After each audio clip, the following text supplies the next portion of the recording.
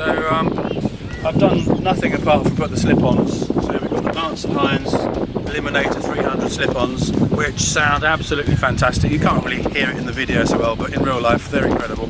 I know a lot of people have followed us and bought the same slip-ons, and they're fantastic. Other than that, the bike is completely standard. The only thing I might possibly change in the future is perhaps get some slightly taller handlebars, but I like the width. I wouldn't go any narrower than that. That's the only thing I would change on it, because I think it just looks as perfect as it is.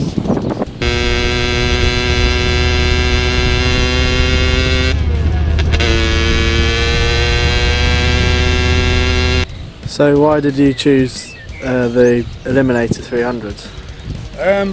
To be honest, I just saw another guy's video on YouTube. Dale Leach, I think his name is, so big up Dale. It just sounded really nice, and I like the look of them. They're quite simple. The stock pipes have got a funny shape to them. These just look really nice. It suits the bike. Yeah. I don't know, short shots don't suit a bike like this, so I've had those in the past, and these look nice. And they're supposed to be quite easy to fit, but as you've seen in my previous video, it took me about 2 hours and I nearly went mad. I think they're not too loud, but they're not like too quiet either. They've got a nice rumble to them, haven't they? But they're yeah, they're more perhaps rumbly than in your face loud. Like but, in your face like rough craft. Yeah, when you open it up, it does sound loud, doesn't it? Yeah. So when you give it some revs, I quite like the on the overrun when you come off the throttle, especially down the hill, it pops. Yeah. So that sounds really nice. And then if you're going past people quietly and you can just rev it, you can make them scream, which is always a bit of fun. Why we do these things, I don't know. But there we are. The handling on this bike, I just think it's fantastic. It's a big motorbike, but a lot of people have said, and I agree, it's probably the best handling softtail in the Harley-Davidson lineup. It's just incredible how it goes around the corners, handles the bumps, so stable on motorways. It's brilliant. I went to London and back on it, absolutely flawless. It's an incredible bike. I love the engine. It's got lots of grunt. You don't have to rev the bollocks off of it. It really gives you plenty of torque. I can't fault it. I wouldn't want to do anything like a stage 1 or a stage 2. For me, it's fine. I don't want to go crazy anymore. I've done that in the past, so it's a perfect bike out of the crate as far as I'm concerned. The screen, I often ride with it on because it's more comfortable, to be honest. It keeps the wind off your chest, especially at speed. It's much nicer. It unclips, you just literally just pull it off. You don't need to unscrew anything. That's brilliant. So I think it's nice to have it off because it looks a lot better, but I've never ridden it, so I don't know. Yeah, it does look better off, I must say, but it just feels good on. I love these things.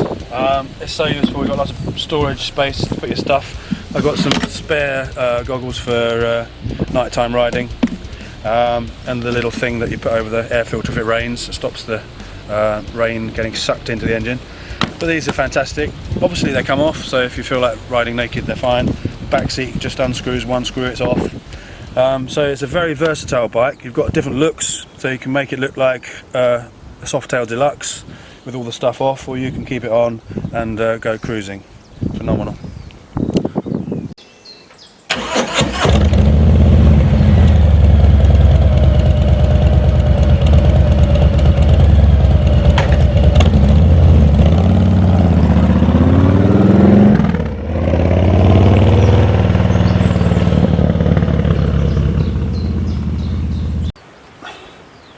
Now, the only thing wrong with these Softails, they're all the same, they've got this new side stand, which looks nice, it's nice and small. It's absolutely rubbish.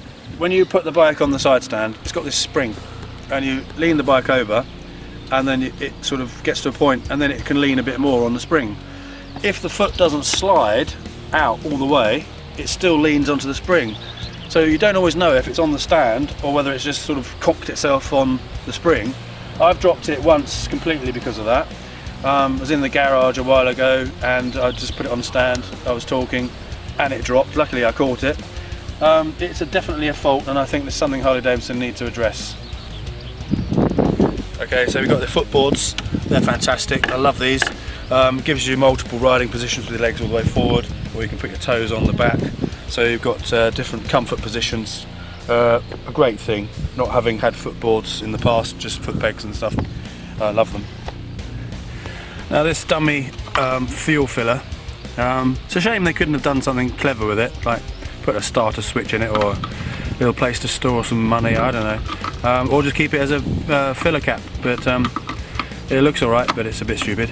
The other side did have a problem with this rattling, and I did solve it by sort of hammering it around the edge to tighten it up, but it's not the best fix, but let's have a look. Hope it hasn't gone rusty.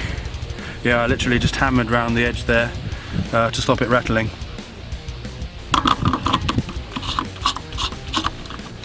In the winter, because we're still doing our garage at home, it got a bit cold and got some condensation problems, and if you look down at the spokes, I don't know if you can see any, but right on the join where the spoke joins the wheel, there has been a tiny little bit of rust coming.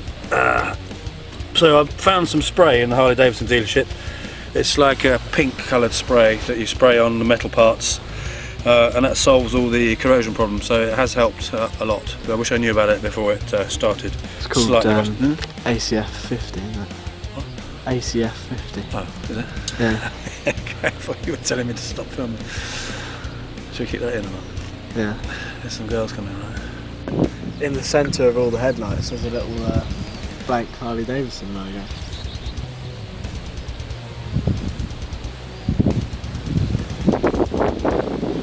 So unfortunately these are plastic, so they're not very durable. So if you hit it on the garage or something, you'd probably snap it off.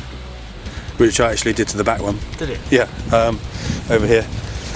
The back one, the middle bit there, I literally backed into the garage wall and it snapped. Did it? So, yeah, the little peg that goes in, I managed to super glue it back on.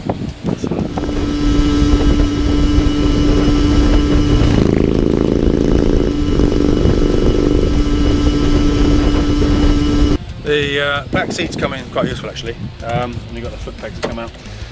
So if you ever come across a nice lady who wants to ride on the back, it's good for that. Except your wife. Except my wife, because she's scared. But we're getting there with that. Now the seat is actually quite comfortable. When I first bought the bike I thought I might need a tall boy seat, which gives you a bit more room. I'm 6'3", the bike fits fine. The seat's got softened, so I've got a little bit more space. Now it sort of goes back a bit more, so I haven't needed to change that. So the bike is good if you're a tall guy. As I said before, up to about 6% will be fine on this bike without doing any modifications. Maybe just bring the handlebars up a bit shorter. You can angle the handlebars back. So yeah, it's quite a versatile bike for different heights of people.